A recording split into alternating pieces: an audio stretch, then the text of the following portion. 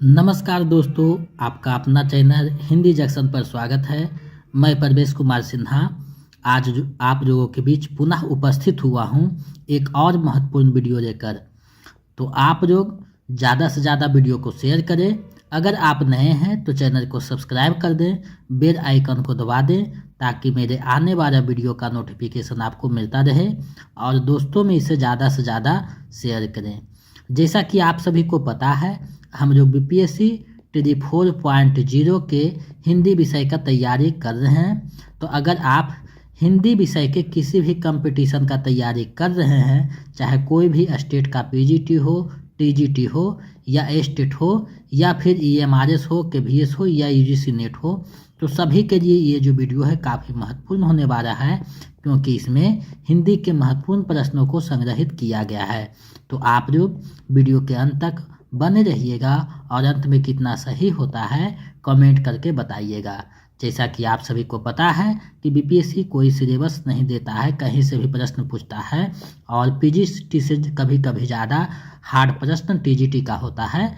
तो आप ये नहीं सोचे कि ये पीजीटी लेवल पर है। आपका जो तैयारी है जूनियर टीजीटी से लेकर यूजीसी नेट लेवल पे करवाई जा रही है, ताकि कहीं से भी आप कमज़ोर ना रहें और अपनी तैयारी को बेहतर कर सके और लक्ष्य को प्राप्त कर सके। तो चलिए आज के जो प्रैक्टिस सेट है उसको देखते हैं। दोस्तों, आज हम अभ्यास सेट 21 करने वाले हैं। इससे पहले 1 से 20 तक अभ्यास सेट करवाया जा चुका है, प्रैक्टिस सेट करवाया जा चुका है। अगर आप नहीं देखे हैं तो वीडियो के डिस्क्रिप्शन में प्लेलिस्ट जो बना हुआ है उसका लिंक दिया हुआ है, वहाँ से देख सकते हैं। और जो लेक्चर हुआ है उसका भी प्लेलिस्ट बना हुआ है, उसको भी देख सकते हैं। तो अगर आप बीपीएससी टी 4.0 के टीजीटी पीजीटी यानी 6 से लेकर 12 तक हिंदी के किसी भी वर्ग की तैयारी आप कर रहे हैं तो ये वीडियो आपके लिए महत्वपूर्ण होने जा रहा है, क्योंकि बीपीएससी जो 80 प्रश्न पूछता है उसी को इस वीडियो में हम लोग हिंदी के 80 प्रश्नों को देखने वाले हैं, अभ्यास करने वाले हैं। तो ये वीडियो काफ़ी महत्वपूर्ण हो जाता है, क्योंकि आपके स्तर को ध्यान में रखते हुए बनाया गया है। इसमें 50% जो क्वेश्चन है व्याकरण के रहेंगे और 50% जो क्वेश्चन रहेंगे हिंदी साहित्य के रहने वाले हैं। तो काफ़ी मज़ेदार होने वाला है, काफ़ी महत्वपूर्ण होने वाला है ये वीडियो का प्रैक्टिस सेट। तो आप लोग कोई भी प्रैक्टिस सेट है 2-3-4 बार बनाइए, ताकि आपका जो दृढ़ विश्वास है बढ़ सके और आपकी तैयारी बेहतरीन हो सके। बीपीएससी में आप जितना ज़्यादा प्रैक्टिस सेट बनाइएगा उतना ही बेहतर आपका जो है तैयारी होगा। तो कोई भी प्रैक्टिस सेट का 2-3-4 बार 5 बार बनाइए, ताकि आपका जो है आंखों से प्रश्न चुनने की जो शक्ति है, सही निर्णय लेने की शक्ति है, बढ़ सके। तो आप लोग अगर वीडियो नहीं देखे हैं और प्रैक्टिस सेट का तो प्लेलिस्ट में जाकर देख सकते हैं और ज़्यादा से ज़्यादा दोस्तों में इसे शेयर करें। अगर आप बीपीएससी टी 4.0 का नोट्स और प्रैक्टिस सेट पाना चाहते हैं तो हमारे नंबर 7261815307, इस पर आप 249 रुपया किसी भी माध्यम से पेमेंट कर दीजिए, गूगल पे, फ़ोनपे, पेटीएम, और उसका स्क्रीनशॉट लेकर इसी नंबर पे व्हाट्सएप कर दीजिए। तो हम इधर से आपको नोट्स, प्रैक्टिस सेट और प्रीवियस सेट उपलब्ध करवा देंगे। स्टेट के कोई भी पेपर के लिए 199 रुपया पेमेंट कर सकते हैं। तो इन सारे चीज़ों से जुड़ करके अपनी तैयारी को बेहतर कर सकते हैं और लक्ष्य को प्राप्त कर सकते हैं, क्योंकि TR 2 और 3 में लगभग 4000 प्लस बच्चों ने अपना लक्ष्य को प्राप्त किया है हिंदी में, हिंदी जंक्शन चैनल के माध्यम से मेरे मार्गदर्शन में। तो आप भी अपना लक्ष्य को प्राप्त कर सकते हैं। तो आज का जो वीडियो है प्रैक्टिस सेट है काफ़ी महत्वपूर्ण है, 21वां प्रैक्टिस सेट है। तो बिना देर करते हुए चलिए आज के प्रश्नों को देखते हैं कि आज का प्रश्न कैसा है। आप लोग वीडियो के अंत तक बने रहिएगा। तो चलिए देखते हैं आज के प्रश्नों को। आप देख पा रहे हैं पहला प्रश्न आप लोगों के सामने है। ये अभ्यास सेट 21वां है। इससे पहले आपको 1 से 20 तक करवाया जा चुका है। अगर आप नहीं देखे हैं तो देख सकते हैं। तो आप लोगों के समक्ष जो है पहला प्रश्न प्रस्तुत किया गया है। 5 विकल्प रहते हैं बीपीएससी में, तो उसी के अनुसार जो है 5 विकल्प बनाया गया है। तो 5 विकल्प में सही विकल्प आपको चुनना है। घ और अण जो है ज़्यादा जो है परेशानी करता है, तो इससे आपको बचना है, सही निर्णय लेना है। तो देखिए पहला प्रश्न यहाँ पूछ रहा है, विकास की दृष्टि से प्रकृति की पूर्वकालीन अवस्था का नाम है। यानी विकास की दृष्टि से जो प्रकृति भाषा है उसकी जो पूर्वकालीन अवस्था है, प्राकृत भाषा यहाँ होगा, थोड़ा सा प्रकृति हो गया है प्रकृति की जगह। तो प्रकृत भाषा की जो पूर्वकालीन अवस्था है वो क्या है, तो ये पूछा जा रहा है। तो अगर आप भाषा का विकास पढ़े होंगे तो संस्कृत, पाली, प्राकृत, अपभ्रंश, अभट्ट, इस तरीका से जो है प्रक्रिया चलता है। तो इसके ठीक पहले जो है पाली भाषा आता है, यानी विकल्प क आपका सही आंसर हो जाएगा।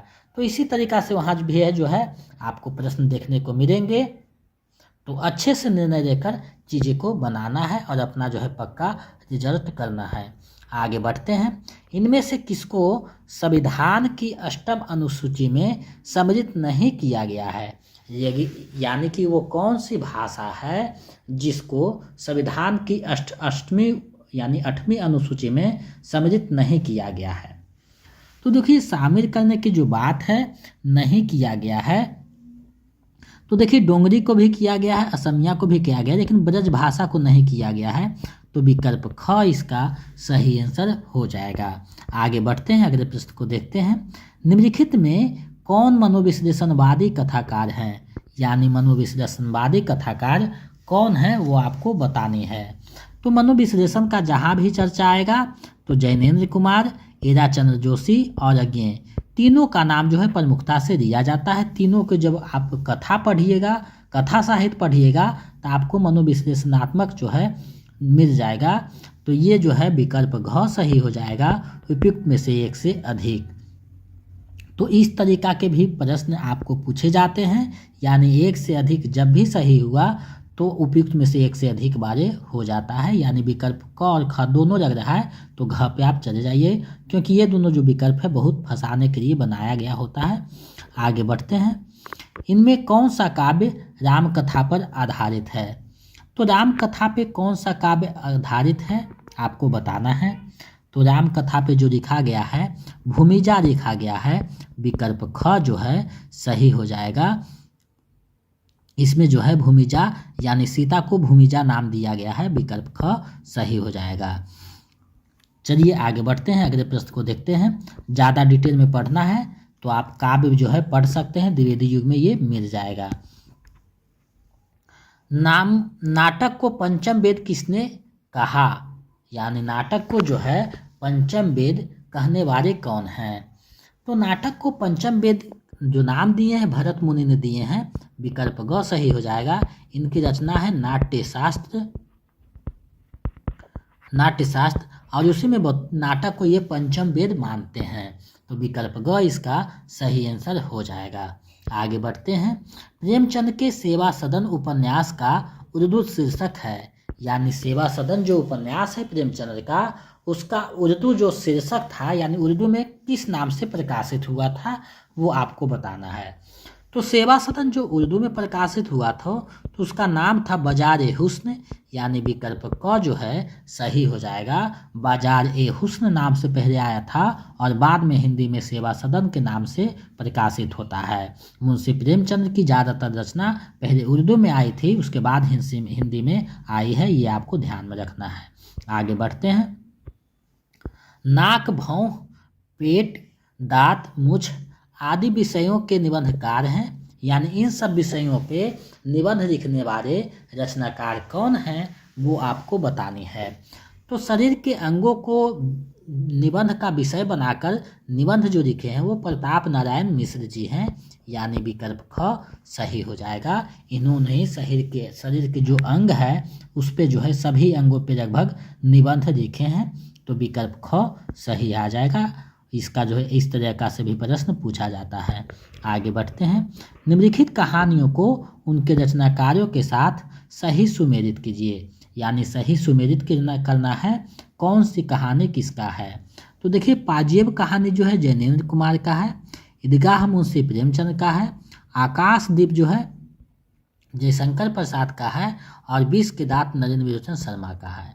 तो इस प्रकार अगर आप मिलान कीजिएगा तो कथरी यानी विकल्प ख सही हो जाएगा। विकल्प ख इसका सही आंसर हो जाएगा। आकाशदीप जो है आप देख सकते हैं कि यूजीसी नेट के सिलेबस में भी लगा हुआ है। आगे बढ़ते हैं। निम्नलिखित में कौन दलित आत्मकथा है, यानी इनमें से कौन जो है दलित आत्मकथा है वो आपको बताना है। तो दलित आत्मकथा में नागफनी, जूठन, मुर्दहिया तीनों के तीनों जो है दलित आत्मकथा है, जिसमें जूठन बहुत प्रसिद्ध हुआ था ओम प्रकाश वाल्मीकि का है, मुर्दहिया तुलसीराम का है। तो इस तरीका से जो है ये दोनों ज़्यादा प्रसिद्ध है। तो तीनों के तीनों जो है दलित आत्मकथा है। तो इसका सही आंसर विकल्प घ हो जाएगा, उपयुक्त में से एक से अधिक, क्योंकि तीनों रचनाएं दलित आत्मकथा है। आगे बढ़ते हैं। व्योमकेश दरवेश के रचनाकार हैं। तो कौन है व्योमकेश दरवेश के रचनाकार, वो आपको बताना है। तो व्योमकेश दरवेश के जो रचनाकार हैं विश्वनाथ त्रिपाठी हैं, यानी विकल्प ग इसका सही आंसर हो जाएगा। और ये जो है हजारी प्रसाद द्विवेदी के जीवन पे आधारित है, ये भी आपको ध्यान में रखना है। बहुत ही वीवीआई प्रश्न है, पीजीटी झारखंड में पूछा हुआ है, यूजीसी नेट में पूछा हुआ है। बहुत महत्वपूर्ण ये जो है रचना है, आपको ध्यान में रखना है। ये जीवनी है व्योमकेश दरवेश हजारी प्रसाद द्विवेदी का, और इसको लिखने वाले विश्वनाथ त्रिपाठी हैं। तो विकल्प ग इसका सही आंसर हो जाएगा। आगे बढ़ते हैं। निम्नलिखित काव्य रचनाओं को उनके रचनाकारों से सुमेलित कीजिए। यहाँ देखिए काव्य दिया हुआ है और उसके रचनाकार दिया हुआ है, तो इसको आपको जो है मैच करना है, मिलान करना है। तो देखिए युगबानी जो है सुमित्रा नंदन पंत का है, कुकुरमित्ता सूर्यकांत त्रिपाठी निराला का है, कामायनी जयशंकर प्रसाद का है, गीत फरोश भवानी प्रसाद मिश्र का है। तो अगर आप मिलान कीजिएगा तो आपको समझ में आ रहा होगा विकल्प क जो है सही हो जाएगा, यानी विकल्प क इसका सही आंसर हो जाएगा। तो इस प्रकार से प्रश्न आपको देखने को मिलेंगे एग्जाम में, और यूजीसी नेट में ज़्यादा इस तरीका के प्रश्न देखने को मिलते हैं। तो आपका जो तैयारी है सभी दृष्टि से बहुत महत्वपूर्ण और बेहतरीन ढंग से करवाया जा रहा है। तो आप लोग वीडियो के अंत तक बने रहिएगा और वीडियो को ज़्यादा से ज़्यादा शेयर कीजिएगा। आगे बढ़ते हैं। इनमें से कौन सा कवि तार सप्तक के नहीं हैं, यानी वे कौन से कवि हैं जो तार सप्तक के नहीं हैं। तो तार सप्तक मतलब प्रथम सप्तक का बात कर रहा है, तो रामविलास शर्मा भी हैं, प्रभाकर माचवे भी हैं, धर्मवीर भारती तार सप्तक के नहीं हैं। तो यानी विकल्प ख इसका सही आंसर हो जाएगा। तो अज्ञेय का जो प्रयोगवाद चला था, तो प्रयोगवाद में आपको तार सप्तक के बारे में विस्तृत जानकारी मिल जाएगा। अगर आप नहीं देखें तो वहाँ से जाकर देख सकते हैं एक एक चीज़ों को, क्योंकि हमने बहुत बेहतरीन ढंग से टॉपिक बाई आपका जो है लेक्चर दे दिया है। कुछ बाकी है वो करवाया जाएगा बीच बीच में, तो आप वहाँ से जाकर चीज़ें को देखिए और अपने तैयारी को बेहतरीन ढंग से कीजिए ताकि कहीं से भी प्रश्न ना छूटे। आगे बढ़ते हैं। निम्नलिखित में कौन सी काव्य अज्ञेय का है, यानी इसमें कौन सा जो काव्य है अज्ञेय का है। तो देखिए पहले मैं सन्नाटा बुनता हूँ, सुनहरे सैवार, ऐसा कोई घर आपने देखा है, यानी तीनों की तीनों रचनाएं जो है अज्ञेय का है।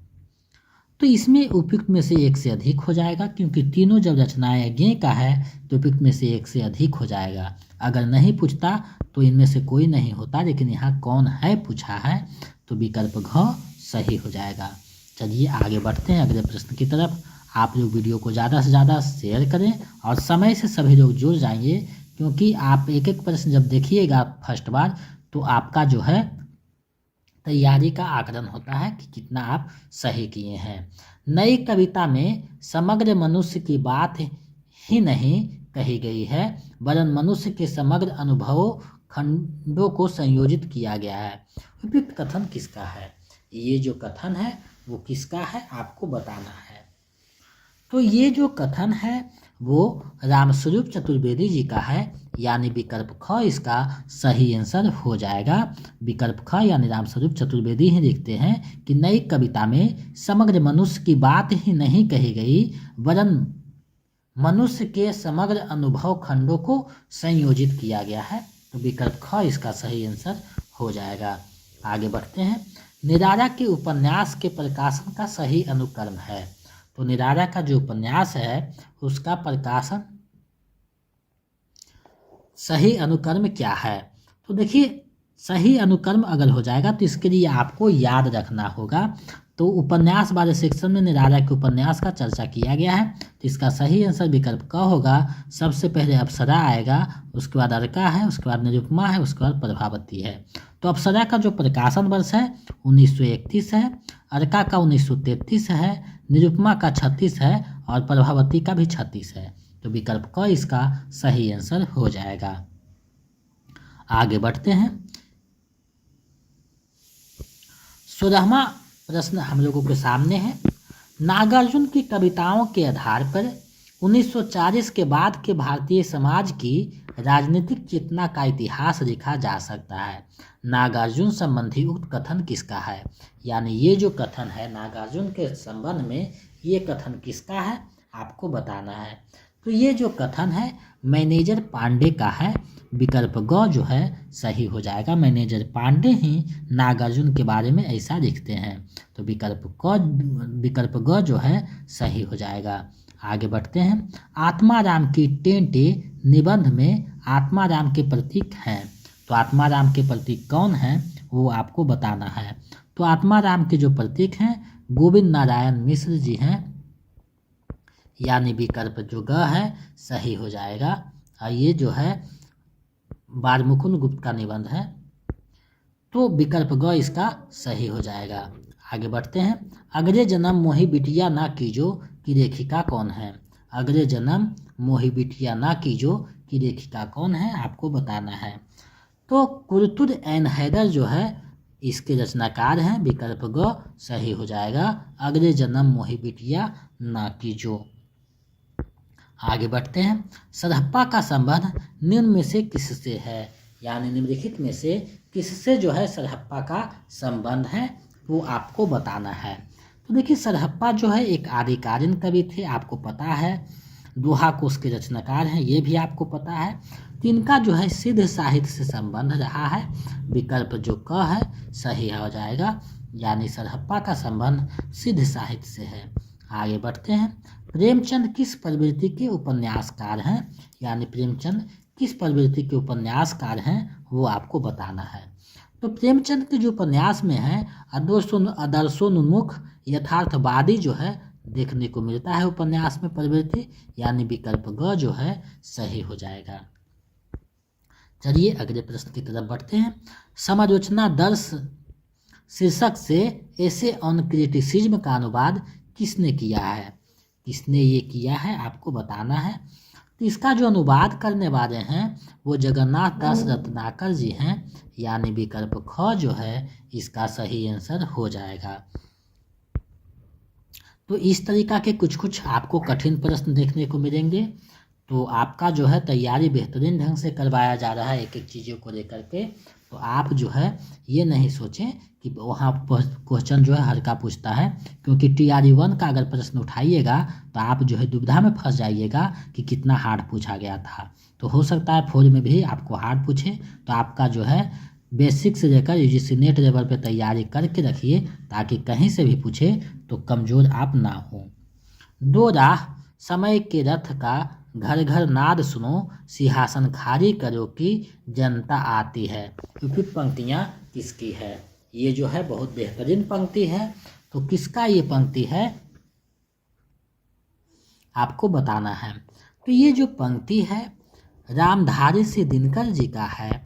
विकल्प ग जो है सही हो जाएगा। इनका जन्म जो है 1908 ईस्वी में सिमरिया बेगूसराय में हुआ था और इनकी जो है उर्वशी के लिए ज्ञानपीठ पुरस्कार दिया गया था। इनकी प्रमुख रचनाओं में हुंकार, रेणुका, रश्मिरथी, कुरुक्षेत्र आदि जो है काव्य हैं जो कि काफ़ी प्रसिद्ध हैं। तो विकल्प ग इसका सही आंसर हो जाएगा। चलिए अगले प्रश्न की तरफ हम लोग बढ़ते हैं। शिखर से सागर तक किस रचनाकार की जीवनी है? शिखर से सागर तक किस रचनाकार की जीवनी है आपको बतानी है। तो इसका जीवनी के जो है केंद्र बिंदु अज्ञेय है, यानी अज्ञेय का ये जीवनी है। विकल्प ग जो है सही हो जाएगा। शिखर से सागर तक। आगे बढ़ते हैं। अमृतलाल नागर के जीवनी परक उपन्यास खंजन नयन में किसके जीवन का चित्रण किया गया है? खंजन नयन में किसका जीवन का चित्रण किया गया है आपको बताना है। तो खंजन नयन में जो है सूरदास के बारे में जो है चर्चा किया गया है, यानी सूरदास के चित्रण किया गया है। विकल्प क जो है इसका सही आंसर हो जाएगा। सूरदास जो हैं ब्रज भाषा के प्रसिद्ध कवि हैं, आपको पता होनी चाहिए, और कृष्ण भक्त कवि हैं। चलिए आगे बढ़ते हैं, देखते हैं। अंग्रेजी स्वच्छंदतावादी काव्य का प्रभाव हिंदी की किस काव्य धारा पर दिखाई देता है? यानी अंग्रेजी का जो स्वच्छंदतावादी काव्य का जो प्रभाव है वो हिंदी में किस काव्य धारा पर दिखाई पड़ता है, वो आपको बतानी है। तो इसका जो सीधा प्रभाव है छायावाद में आपको दिखाई पड़ेगा, यानी विकल्प क इसका सही आंसर हो जाएगा। और छायावाद के जो 4 स्तंभ हैं वो प्रसाद, पंत, निराला और महादेवी वर्मा जी हैं, ये भी ध्यान में रखिएगा।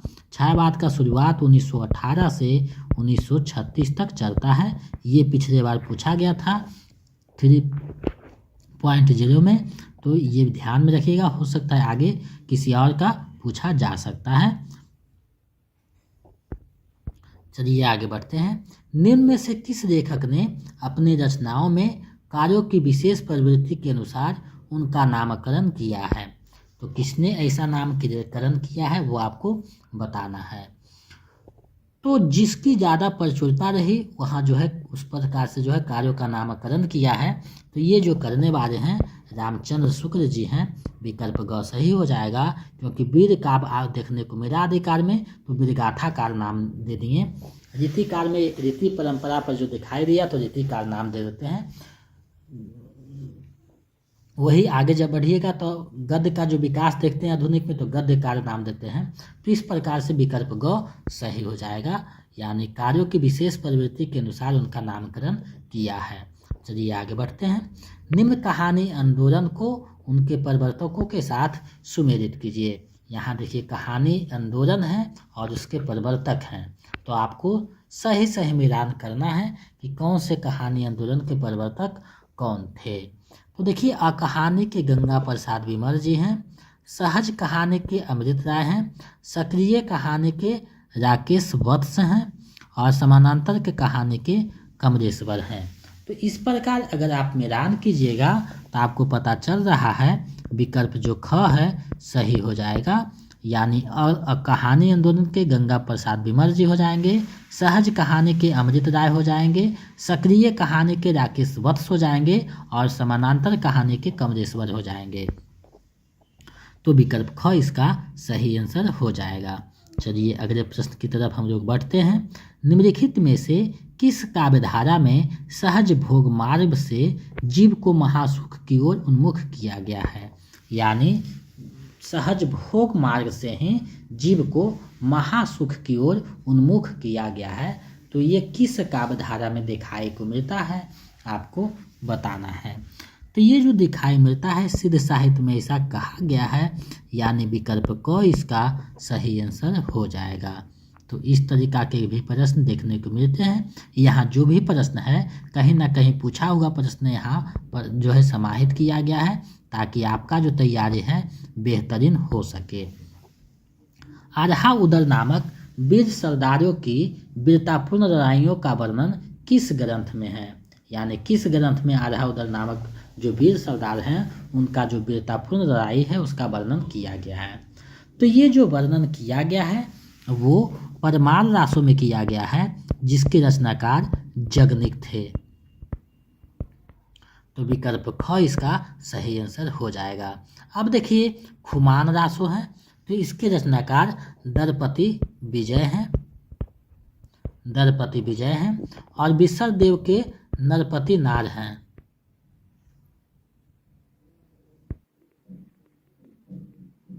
नरपति नार। तो ये जो रचना है उसको भी ध्यान में रखिएगा, पूछ दिया जाता है, इसलिए कुछ कुछ चीज़ों को हम बता देते हैं और बाकी ज़्यादा विस्तृत में बताएंगे तो बहुत समय लग जाएगा, क्योंकि उतना मेरे पास समय नहीं रहता है। तो हम जो है बहुत समय निकाल करके आपके जो है चीज़ों को उपलब्ध करवाते हैं, और विस्तृत के लिए 3-4 घंटा समय चाहिए, तो हर एक टॉपिक में आपको विस्तृत ढंग से बताएगा, वहाँ देख सकते हैं। कैमास वध नामक प्रमुख घटना का वर्णन किस ग्रंथ में है, यानी कैमास वध जो है वो किस ग्रंथ में आया है, इस घटना का जो है जिक्र है किस ग्रंथ में हुआ है वो आपको बताना है। तो देखिए कैमास वध जो आया है पृथ्वीराज रासो में आया है, यानी विकल्प ख जो है सही हो जाएगा, जिसके रचनाकार चंद्रवर दाई हैं। और इसमें कुछ जो है कुल जो है 69 समय है, समय को ही कांड इसमें कहा गया, यानी समय मतलब कांड होता है, कांड को ही समय कहा गया है। तो ये ध्यान में रखिएगा। ऊपर बताया गया था विसरदेव रासो के रचनाकार जो हैं नरपतिनार हैं, और परमार रासो के रचनाकार जो हैं जगनेक है। तो ध्यान में रखिएगा। आगे बढ़ते हैं। कबीर की वाणी का संग्रह बीजक कहलाता है, इसके कितने भाग हैं, यानी बीजक के कितने भाग हैं आपको बताना है। तो देखिए कबीर के जो वाणी का संग्रह है बीजक है, और इसको जो संपादित किया था उसके शिष्य धर्मदास के द्वारा संपादित किया गया था, ये ध्यान में रखिएगा। और इसमें जो है 3 भाग में ये बटा हुआ है, ये भी ध्यान में रखिएगा। और 3 भाग जो है कौन कौन है, तो सखी है, सवद है और रमैनी है। तो ये पूछा जाता है सखी सवद रमैनी 3 भाग में बटा हुआ है। तो बीजक जो है कबीरदास के वाणियों का संग्रह है। तो इसका जो सही आंसर है विकल्प क हो जाएगा। आगे बढ़ते हैं अगले प्रश्न की तरफ। कबीर की भाषा के संदर्भ में कौन सा वाक्य सही है। कबीर के जो भाषा के बारे में यहाँ जो वाक्य लिखा गया है तो कौन सा सही है आपको बताना है। तो देखिए पहला है भाषा में अखरपन है, बिल्कुल सही है। कबीरदास का जब आप दोहा पढ़िएगा तो वहाँ अखरपन दिखाई देगा। कहीं कहीं भाषा गंवारू लगता है, बिल्कुल सही है। कहीं कहीं आप देखिएगा भाषा एकदम ठेठ गंवारू जैसा है। और भाषा में खारापन है, बिल्कुल सही है। कहीं कहीं आपको चुभ जाएगा इनकी भाषा, खारापन है। तो तीनों के तीनों सही हैं। तो इसका सही आंसर उपयुक्त में से एक से अधिक हो जाएगा, यानी विकल्प घ इसका सही आंसर हो जाएगा। आगे बढ़ते हैं अगले प्रश्न को देखते हैं। जायसी कृत पद्मावत के अनुच्छेदों का नाम है, यानी पद्मावत जो है तो उसमें अनुच्छेदों को क्या कहा गया है वो आपको बताना है। तो पद्मावत में जो अनुच्छेद है उसको क्या कहा गया है, तो उसको कहा गया है खंड। यानी जिस प्रकार से पृथ्वीराज रासो में समय है, रामचरितमानस में कांड है, उसी प्रकार से जो है पद्मावत में खंड है। सब एक ही चीज़ है। कमायने में देखिएगा तो सर्ग लिखा हुआ रहता है। तो इस प्रकार से आपको इस तरीका से भी मिलाने के लिए भी दे सकता है, किसमें सर्ग है, किसमें समय है, किसमें कांड है। तो ऐसा भी प्रश्न पूछता है, देखने को मिलेगा आगे प्रश्नों में। आगे बढ़ते हैं। ब्रजभाषा का कौन सा कवि ऋतु वर्णन के लिए विख्यात है। तो ऋतु वर्णन का जहाँ भी जिक्र आएगा तो सेनापति का नाम सबसे पहले आ जाएगा, यानी विकल्प क सही है। इन्होंने ऋतुओं का वर्णन अपने काव्य में बेहतरीन किया है। अब पर्व त्यौहार का जो चर्चा आएगा तो पद्माकर हो जाएंगे। तो ये ध्यान में रखिएगा। तो इसका जो सही आंसर है विकल्प क हो जाएगा। ऋतु के वर्णन के लिए सेनापति जो हैं विख्यात हैं। आगे बढ़ते हैं। जायसी ने अपनी किस रचना में हिंदी वर्णमाला के एक एक अक्षर को लेकर सिद्धांत संबंधी तत्वों से भरी चौपाई लिखी है। यानी हिंदी के जो एक एक अक्षर है, एक एक वर्णमाला है, उसको लेकर के सिद्धांत संबंधी जो है तत्वों से भरी चौपाई लिखी है। तो ये जो लिखे हैं अखरावट में लिखे हैं, यानी विकल्प को सही हो जाएगा। तीनों रचनाएं जो हैं उन्हीं का है, जायसी का। तो विकल्प को इसका सही आंसर हो जाएगा। आगे बढ़ते हैं। अखिया हरिदर्शन की भूखी, बारक वह मुख फल दिखावो, दूही पै पीबत पतुखी। उक्त पद में पतुखी का अर्थ है। तो पतुखी का अर्थ क्या है वो आपको बताना है। तो यहाँ जो पतुखी आया है इस प्रकार से आपको भी प्रश्न पूछा जा सकता है। तो ऐसा इसलिए हम देते हैं कि ताकि आप सभी दृष्टि से समझ सके चीज़ों को, और अगर पूछ दे अचानक तो आप जो है घबराए नहीं और अच्छे से आंसर करके आ सकें। तो पतुखी का यहाँ अर्थ जो है देखना है। अर्थ है तो पकवान नहीं, पेय पदार्थ नहीं, साग सब्जी ऐसा नहीं कहा गया है। तो इसका जो सही आंसर है विकल्प अंग हो जाएगा, उपयुक्त में से कोई नहीं। आगे बढ़ते हैं। सूरदास के दृष्टिकूट पद किस काव्य ग्रंथ में संकलित है? तो सूरदास के जो दृष्टिकूट पद हैं, पद जो हैं वो किस काव्य में संकलित हैं आपको बताना है। तो ये जो संकलित है साहित्य लहरी में संकलित किया गया है, तो विकल्प ग इसका सही आंसर हो जाएगा। आगे बढ़ते हैं। घनानंद की कविता की विशेषता है, तो घनानंद की कविता का क्या विशेषता है आपको बताना है। तो घनानंद के कविता में उक्ति वैचित्र्य है, बिल्कुल सही बात है। भाषा की व्यंजकता है, ये भी सही बात है। और इसमें जो है भाषा की दार्शनिकता है, ये भी सही बात है। तो तीनों के तीनों जो है सही इसमें कहा गया है, तो इसका सही आंसर विकल्प घ हो जाएगा, उपयुक्त में से एक से अधिक। आगे बढ़ते हैं। निम्न पात्रों को रचनाओं के साथ सुमेलित कीजिए। यहाँ देखिए पात्र दिया हुआ है, इधर रचना दिया हुआ है, आपको जो है मैच करना है। तो देखिए देवसेना जो है स्कंदगुप्त का पात्र है, कर्नेलिया जो है चंद्रगुप्त का है, मलिका जो है 60 का 1 दिन का है, सावित्री जो है आधे अधूरे का है। तो इस प्रकार अगर आप मिलान कीजिएगा तो आप देख पा रहे हैं कि इसका जो सही आंसर है विकल्प क हो जाएगा, यानी देवसेना स्कंदगुप्त का, कर्नेलिया चंद्रगुप्त का, मलिका आषाढ़ का 1 दिन का और सावित्री आधे अधूरे का। अब आधे अधूरे जो नाटक है मोहन राकेश का है, स्कंदगुप्त जयशंकर प्रसाद का है और चंद्रगुप्त भी जयशंकर प्रसाद का है, और आषाढ़ का 1 दिन जो है मोहन राकेश का है। तो इस प्रकार से विकल्प का इसका सही आंसर हो जाएगा। चलिए आगे बढ़ते हैं। उनकी विरहताप की अत्युक्तियों में दूर की सूझ और नाजुक खारी बहुत कुछ फारसी की शैली है। शुक्र जी का यह कथन किस कवि के विषय में है? तो ये जो बातें लिखी गई है वो बिहारी लाल के बारे में लिखा गया है, विकल्प जो ख है इसका सही आंसर हो जाएगा। तो हम लोग साहित्य के प्रश्न को अभी देख चुके हैं 40, अब जो है 40 प्रश्न व्याकरण के रहेंगे। तो आपका जो तैयारी है बेहतरीन ढंग से करवाया जा रहा है, आपके स्तर को ध्यान में रखते हुए, क्योंकि आप मेरे साथ जुड़ते हैं तो आपका तैयारी का जिम्मा मेरे ऊपर होता है। तो हम पूरा कोशिश करते हैं कि आप अपने लक्ष्य को प्राप्त कर सकें और अपने जो मन में उत्कंठा है उसको जो है दूर कर सकें। तो यहाँ जो है आपके स्तर को ध्यान में रखते हुए तैयारी करवाई जा रही है, क्योंकि हम जानते हैं कि आपकी सफलता ही हमारी सफलता है। तो आप जब सफल होगा तो हम भी सफल हो जाएंगे, क्योंकि मेरा उद्देश्य ही है आपको सफलता दिलवाना। देखिए यहाँ प्रश्न अब दिया गया है, सिर से पानी गुजर जाना मुहावरे का अर्थ है। तो सिर से पानी गुजर जाना मुहावरे का सही अर्थ है गहरे पानी में स्नान करना, ऐसा नहीं है।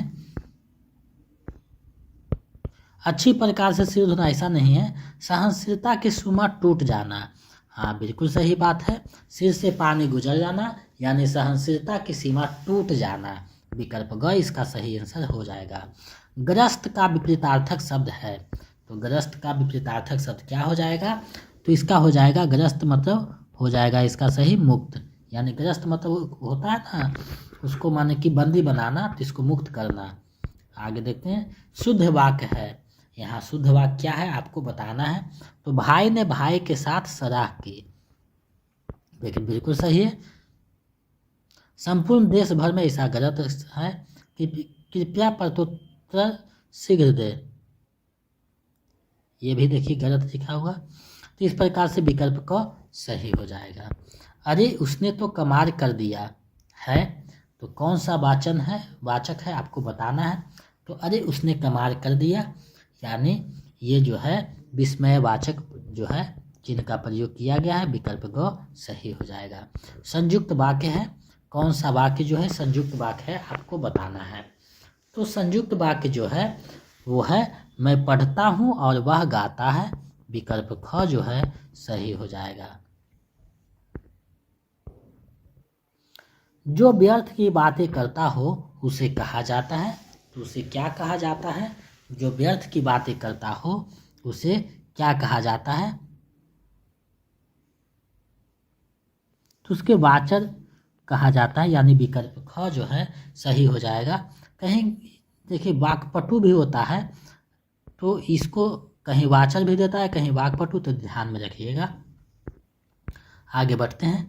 दिन और दिन युग्म का अर्थ है, तो ये दिन मतलब होता है दिवस और ये दिन मतलब होता है गरीब। इसका सही आंसर विकल्प ग हो जाएगा।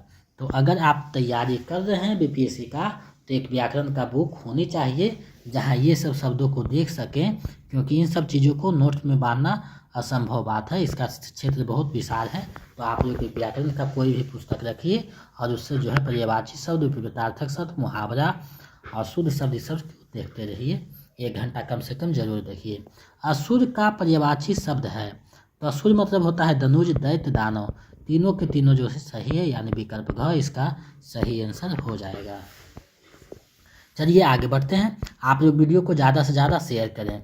सकर्मक क्रिया है, तो सकर्मक क्रिया जो है वो कौन सा हो जाएगा? वह मंत्र बोलता है, सकर्मक क्रिया हो जाएगा, यानी विकल्प ख सही हो जाएगा। देशज शब्द नहीं है, तो कौन सा शब्द देशज नहीं है वो आपको बताना है। तो पगड़ी भी और ढिबरी दोनों है, लेकिन पुष्कर जो है देशज नहीं है, तो विकल्प ख जो है सही हो जाएगा। देशज यानी जिस शब्द का निर्माण देश में हुआ हो, तो आप इसका देख सकते हैं, विकल्प ख सही हो जाएगा। शंकर शब्द नहीं है, तो कौन सा शब्द शंकर नहीं है आपको बताना है, तो विकल्प ग सही हो जाएगा। बर्गर जो है शंकर शब्द नहीं है। आगे बढ़ते हैं। नरोत्तम में समास है, नर में जो है उत्तम, तो आप देख रहे हैं विकल्प ख इसका सही आंसर हो जाएगा। तद्धित प्रत्यय है, कौन सा तद्धित प्रत्यय है वो आपको बताना है, तो खटिया, धमाका, जहरीरा, तीनों के तीनों जो है तद्धित प्रत्यय हैं, तो विकल्प घ जो है सही हो जाएगा। सम उपसर्ग से बना शब्द है, तो कौन सा जो है सम उपसर्ग से बना हुआ शब्द है आपको बताना है।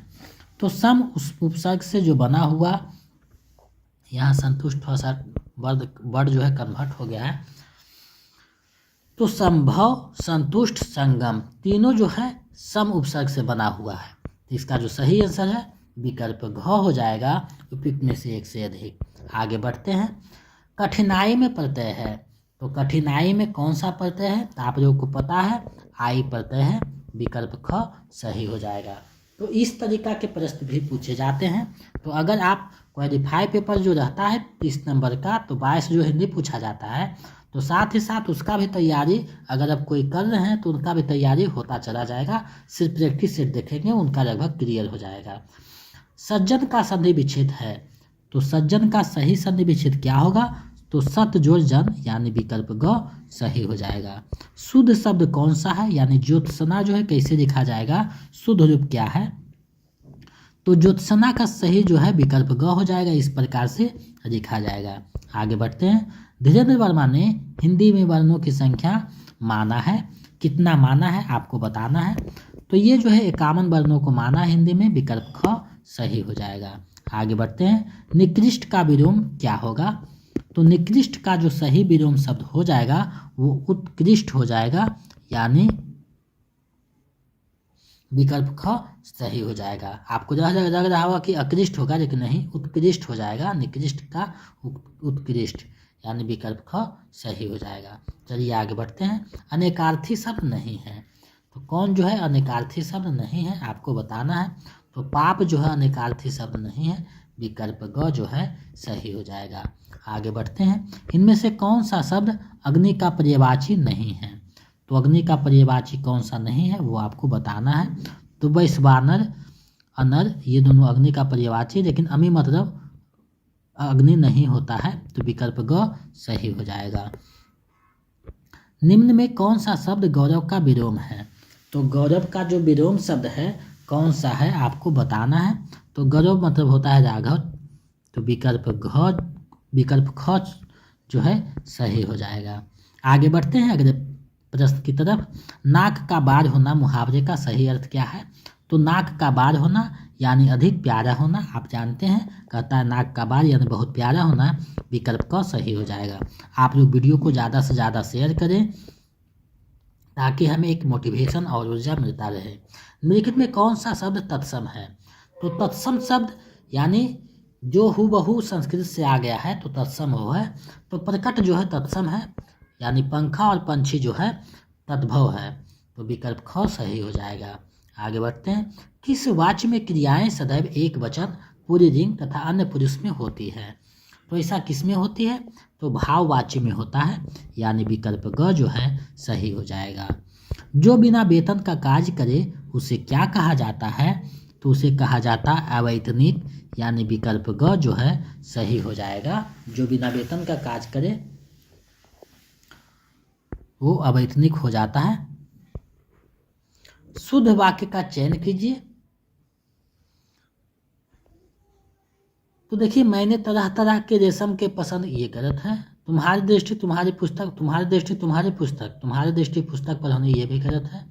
समाज की वर्तमान दशा चिंताजनक है, बिल्कुल सही है, चिंताजनक है, विकल्प ग सही हो जाएगा। तो ये बारे भी क्वेश्चन देखने को आजकल ज़्यादा मिल रहे हैं। दो समानार्थी शब्दों की पुनरुक्ति के बीच में किस विराम चिन्ह का प्रयोग किया जाता है? तो इसमें किसका प्रयोग किया जाता है? तो हाइफन, यानी ये योजक चिन्ह का प्रयोग किया जाता है, जैसे धीरे धीरे, बीच में हाइफन। तो ये जो है विकल्प का सही हो जाएगा। निम्न में कब उत्प्रेक्षा अलंकार होता है? यहाँ थोड़ा सा टाइपिंग मिस्टेक है। उत्प्रेक्षा अलंकार कब होता है? तो इसका सीधा सीधी विकल्प, उपमेय में और उपमान की कल्पना हो, उपमेय में अगर उपमान की कल्पना हो तो उसे उत्प्रेक्षा अलंकार कहा जाता है, विकल्प क सही हो जाएगा। आगे बढ़ते हैं। व्याकरण का वह विभाग जिसमें शब्दों के भेद, रूप, बनावट आदि इन सब चीज़ों का जो है वर्णन किया होता है, वह क्या कहलाता है? तो उसे कहा जाता है शब्द विचार। यानी आपको पता है व्याकरण को जो है 5 भागों में बांटा गया है: वर्ण विचार, शब्द विचार, वाक्य विचार, छंद विचार और चिन्ह विचार में। तो ये ध्यान में रखिएगा, व्याकरण को 5 भागों में बांटा गया है। तो ये जो है इन सब चीज़ों का जो चर्चा होता है, वर्णन होता है, शब्द विचार में होता है। अब जो है हम लोग देखेंगे गद्यांश को, क्योंकि टीजीटी में लगभग 4-5 गद्यांश और पीजीटी में 2-3 गद्यांश पूछा जाता है। तो गद्यांश का एक नियम है, बार बार हम कह रहे हैं कि जैसे कहता है उसी के अनुसार जवाब देना है, अपना मन से कुछ दिमाग नहीं लगाना है। जिसका चर्चा रहेगा गद्यांश में वही आंसर हो जाएगा, जिसका चर्चा अगर नहीं किया गया है तो वो आंसर नहीं होगा। तो यहाँ दिया हुआ गद्यांश को पढ़िए और नीचे जो प्रश्न है उसको जो है चिन्हित कीजिए, उसका आंसर दीजिए।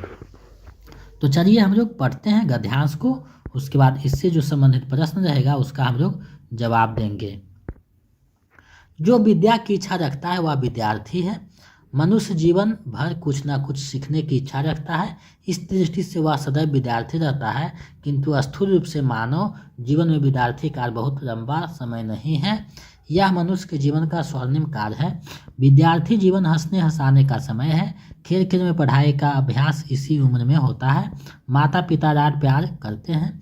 परिवारजन स्नेह की वर्षा से अबोध मन को गुदगुदाते हैं। नित नए मित्र बनते हैं, छेड़छाड़ चलती है, कभी कभी बात बढ़ जाती है और नवत मारपीट हाथापाई तक आ जाती है, परंतु सारा दोस्त जो है, समस्त क्रोध, सारी करवाहट दूसरे ही पर नष्ट हो जाती है। आज जिससे ररे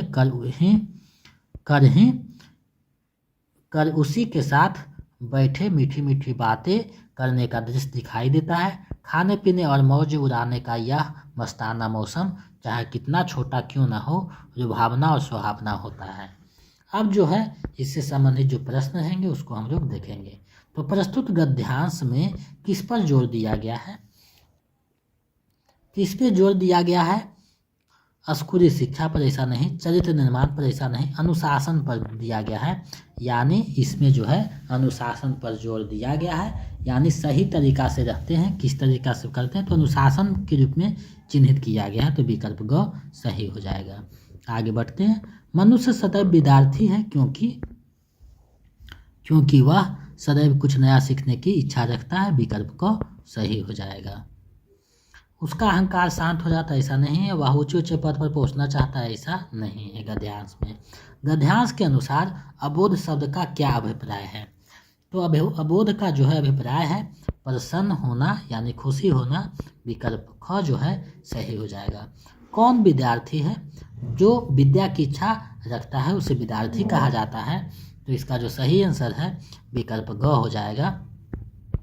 प्रस्तुत गद्यांश का उपयुक्त शीर्षक क्या होगा? तो इसका जो उपयुक्त शीर्षक होगा वो मनुष्य का जीवन ऐसा नहीं, विद्यार्थी और अनुशासन ऐसा विद्यार्थी जीवन, यानी विकल्प ग सही उपयुक्त लग रहा है।